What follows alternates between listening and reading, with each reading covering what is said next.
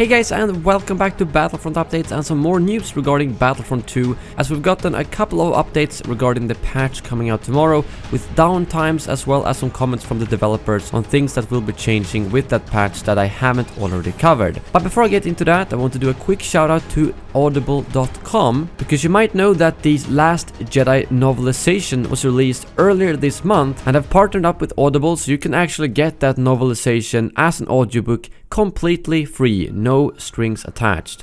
Usually it's $35, but if you go through the link in the description below and then sign up for a free 30-day trial, you get a credit for one book, which you can then use for The Last Jedi. And you will also support the channel while you do this, so it's a win-win for everyone. And if you don't want to pay anything, well, cancel your membership before the 30 days has expired. Simple as that. But now, let's get over to the news. First of all, Sledgehammer70 posted the downtimes out on the forum regarding when the patch is going live tomorrow. And online play will become unavailable on all platforms at 7:50 UTC tomorrow morning. And they are expecting the online play to resume at 12 noon, which is almost 4 hours later. This could probably be shorter and slower depending on how well the rollout actually goes. I can imagine that there are a lot of things that can go wrong when you completely change out the heart of the game, basically by converting everyone's current unlocks to the new progression system. So I'm really hoping that everything is gonna go smooth and that DICE don't run into any major issues,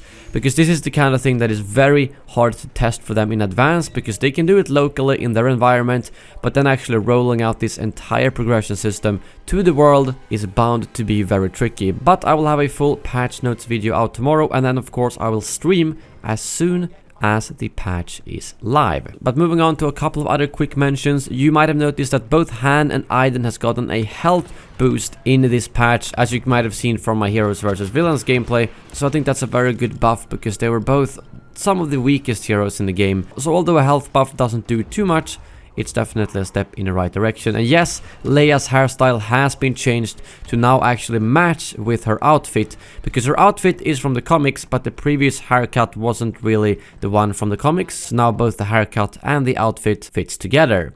CJ, one of the designers on Battlefront 2, confirmed out on Twitter yet again that for the ones who have been asking, yes, the issue with our heat system that had several unintended effects on blasters, such as the DC-15LE and SE-44C, will be fixed in the patch coming this week.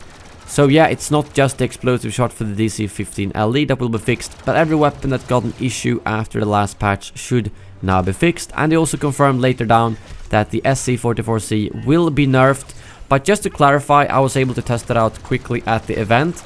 It's not actually gonna be nerfed from the previous patch, because if you remember, the current version of the SE-44C is actually unintentionally nerfed. So at the moment it has worse cooling power than it was supposed to have.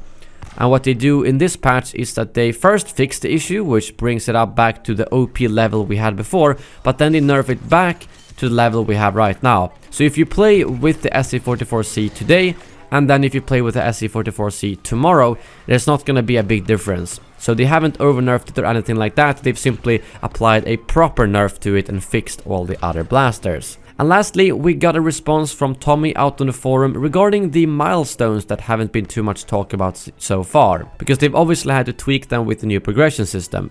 And he says that the first scenario is that if a milestone currently rewards a star card, it will now instead reward credits and cosmetics such as emotes and victory poses. And if you've already completed that milestone, you will get the new reward retroactively. And to trigger that new reward, all you have to do is go online and play a round, and after that you will get the potential victory poses, emotes, or anything that a new player that unlocks that milestone would have gotten. And the second scenario, if a milestone currently gave you crafting parts, that will instead be converted to credits from March 21st. But if you've already completed that milestone, you will not get the new credits reward, which I completely agree with, because you've already gotten those crafting parts that you have most likely used for a star card. But yeah, that is all for this video. Tomorrow I will be back with some more specific details on exactly what's going to be in the patch, and like I mentioned, a live stream as well. Thank you very much for watching, and as always, may the Force be with you.